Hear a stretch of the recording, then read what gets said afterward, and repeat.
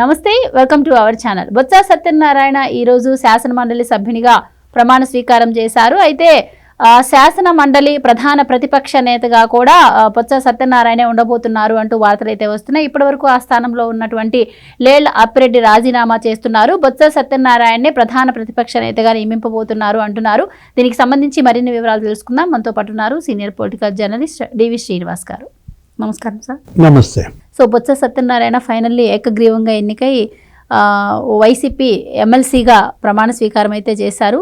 మరి ఇప్పటి వరకు లేళ్ల అప్పిరెడ్డి ఆ స్థానంలో ఉన్నారు. అంటే శాసన మండలిలో కూడా కొన్ని పోస్టులు సీనియర్స్ చాలా మంది ఉన్నారు. వాళ్ళల్లో ముందు స్థానంలో ఉన్న వాళ్ళని తీసేసి ఇప్పుడు మరి ప్రధాన ప్రతిపక్ష నేతగా బొత్స సత్యనారాయణని ఎంపిక చేయడాన్ని ఎలా చూడొచ్చు అంటారు? ఇప్పటికే ఎమ్మెల్సీలో చాలా మంది కూడా టీడీపీలో వెళ్ళడానికి ఆలోచన చేస్తున్నారు అన్నారు. మరి ఈ నిర్ణయంతో ఇంకెంతమంది అయినా టీడీపీలోకి వెళ్ళే అవకాశం ఉంటుందంటారా? ఏం చెప్తారు మీరు? అంటే బొత్స ఇన్, లేళ్ల అప్పిరెడ్డి అవుట్, అంతేనా? అంటే బొత్స సత్యనారాయణ కౌన్సిల్లో ప్రమాణ స్వీకారం చేశారు ఎమ్మెల్సీగా. మరి క్యాబినెట్ ర్యాంకు ఆ శాసన మండలి వైసీపీ పక్ష నాయకుడిగా ఆయన్నే నియమించమని అప్పిరెడ్డి అడిగినట్టు జగన్మోహన్ రెడ్డిని, నేను రాజీనామా చేస్తున్నానని చెప్పినట్టు, మరోసారి ఆలోచించుకో అని జగన్మోహన్ రెడ్డి అన్నట్లుగా మనం మీడియాలో చూస్తున్న నేపథ్యం. అంటే అప్పిరెడ్డి ఏమైనా జైలుకి వెళ్తాడా? ఎటు జైలుకి వెళ్ళేవాడికి ఎందుకులే అని చెప్పి తప్పించారా? ఎందుకంటే మనం మంగళగిరి పార్టీ కార్యాలయంపై దాడి, తెలుగుదేశం పార్టీ కార్యాలయంపై దాడి కేసు దర్యాప్తు ముమ్మరం అవుతాం. ఇవాళ కూడా వైఎస్ఆర్ కాంగ్రెస్ పార్టీ ఆఫీస్కి వెళ్ళి అక్కడ నోటీస్ అంటించారు. కరెక్ట్గా ఏది 2021 అక్టోబర్ 19న జరిగినటువంటి ఆ మంగళగిరి పార్టీ కార్యాలయంపై దాడి రోజు సీసీటీవీ ఫుటేజ్ అడిగారు. ఎక్కడ? సీసీ కెమెరాలది వైసీపీ కార్యాలయం. అంటే ఫిక్సింగ్ ద నెట్స్. ఇప్పుడు ఈరోజు ఇప్పుడే మనం మాట్లాడుకునే టైంలో మరి జోగి రమేష్ వెళ్ళాడో లేదో, అతను కూడా పంపించారు ఇవాళ కూడా నోటీస్ రమ్మని. నిన్న పంపించారు, వెళ్ళలా, ఎగ్గొట్టాడు. సెల్ ఫోన్ అడిగారు.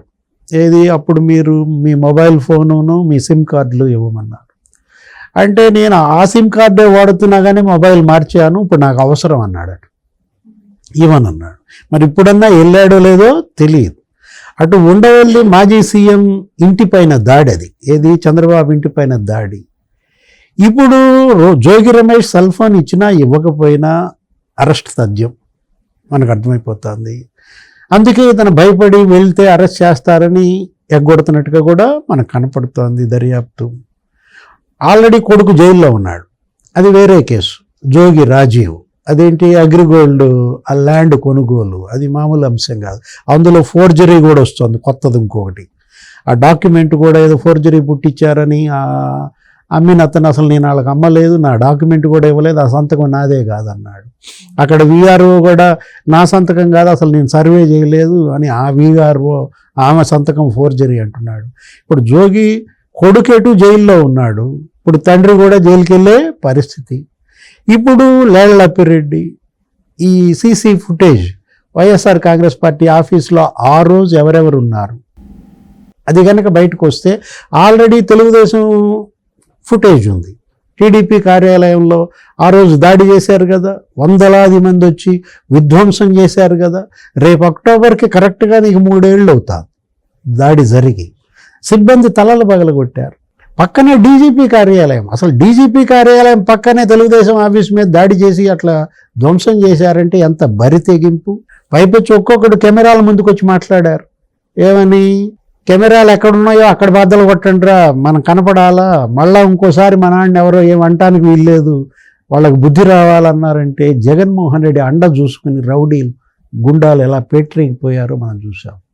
ఇప్పుడు వైఎస్ఆర్ కాంగ్రెస్ పార్టీ ఆ రోజు ఎవరెవరు అక్కడికి వెళ్ళారు ఆ కార్యాలయం ఫుటేజ్ కనుక వచ్చినట్లయితే ఇక్కడ దేవినేని అవినాష్ ఫిక్స్ అవుతాడు, అటు లేళ్ల అప్పిరెడ్డి ఫిక్స్ అవుతాడు. మనం చూసాం మొన్నే దేవినేని అవినాష్ దుబాయ్ ఏదో వెళ్ళాలనుకుంటే పట్టుకొచ్చారు మళ్ళీ వెనక్కి.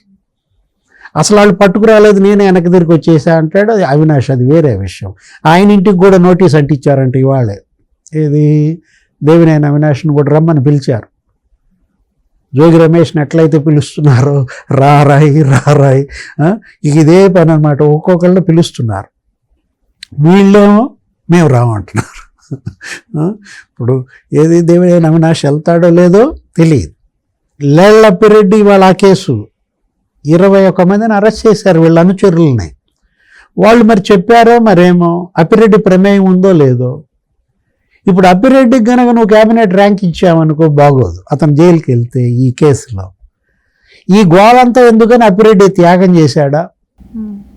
నన్ను వద్దండి, బొత్స సత్యనారాయణ గారినే ఉంచండి, ఆయన సీనియర్ మోస్ట్, ఆయన పార్లమెంటుకి చేశాడు, మరి అసెంబ్లీలో కూడా ఉన్నాడు, సుదీర్ఘకాలం మంత్రిగా చేశాడు, మీ నాన్నతో పనిచేశాడు, మీతో పనిచేశాడు.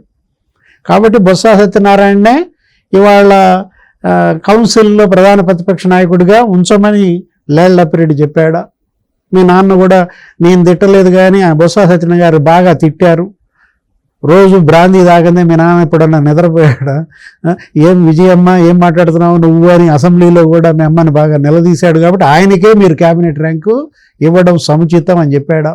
ఇప్పుడు బొత్స సత్యనారాయణకి క్యాబినెట్ ర్యాంక్ ఇవ్వడం, ఇవాళ ఎమ్మెల్సీగా ప్రమాణ స్వీకారం చేయడం, ఈ రెండూ కూడా ప్యాకేజీలో భాగమా? మనం చూసాం ఆ రోజు అభ్యర్థిగా ఆయన ప్రకటించినప్పుడు కూడా.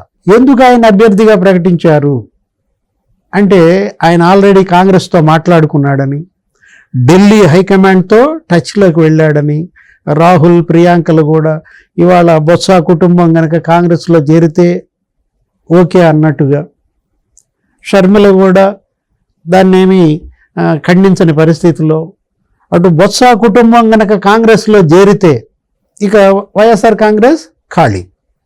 ఎందుకంటే అభ్యర్థులు దొరకరు. మొన్న కూడా ఏం చేశాడు, వాళ్ళకి 5 సీట్లు ఇచ్చాడు అభ్యర్థులు ఎవరు దొరక్క.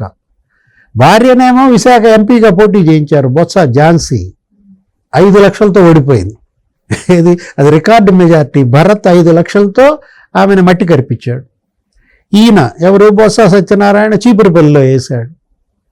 వేస్తే కళా వెంకట్రావు గారు అప్పుడు కింద వేసి తొక్కారు అక్కడ చీపురుపల్లిలో. ఈయన మేనల్లుడు ఈయన వీళ్ళందరూ ఓడిపోయారు, తమ్ముడు అప్పలనాయుడు, అప్పల నరసయ్య. ఇవాళ అసలు బొత్స కుటుంబమే అదృశ్యమవుతున్న నేపథ్యంలో బొత్స ఏం చేశాడు, ఇక జగన్మోహన్ రెడ్డిని నమ్ముకుంటే కుదరదని కాంగ్రెస్తో చేరిపోతున్నాడన్న ప్రచారంతో జగన్మోహన్ రెడ్డి బొత్స ప్యాకేజ్ ఏంటి ఇదేనా అంటే రకరకాల అనుమానాలు, చర్చలు సోషల్ మీడియాలో మనం చూస్తున్నాం.